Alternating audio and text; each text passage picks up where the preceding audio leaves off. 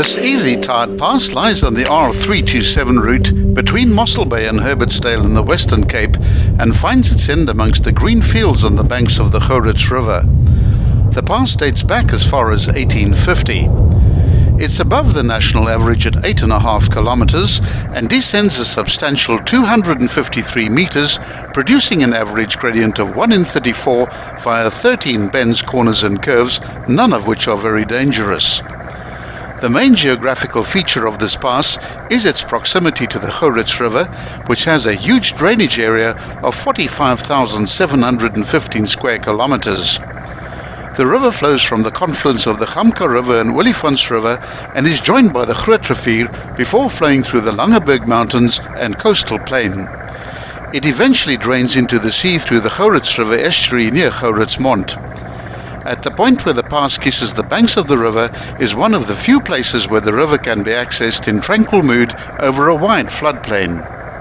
We filmed this pass from east to west in the descending mode. It starts at the summit point of 308 meters above sea level and descends gently down its 8.5 kilometer length to end near the banks of the Gouritz River at an altitude of just 55 meters.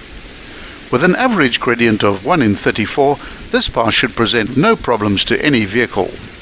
The views throughout the pass are over rolling green hills and wooded vales, with the brooding bulk of the Outeniqua Mountains in the distance to the north. At the 1 kilometer mark, the road enters a wide S-bend to the right and the gradient gets quite a lot steeper, peaking out at 1 in 12. After this S-bend, the road straightens out into the west and begins a long straight descent towards the river. The main agricultural activity in this region is cattle and ostrich farming, as well as dairy, fruit and vegetable farming. The small village of Herbertsdale is nestled in the Langto Valley to the northwest of the pass.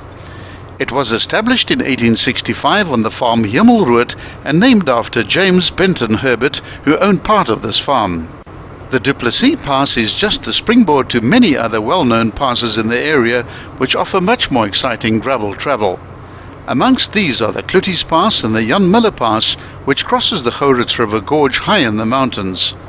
There's also the Rooiberg Pass and Assegaaibosch Pass on the same road close to Calitzdorp. This region normally receives about 300 millimeters of rain per annum, with rainfall occurring throughout the year. Midday temperatures range from 18 degrees in July to 28 degrees in December.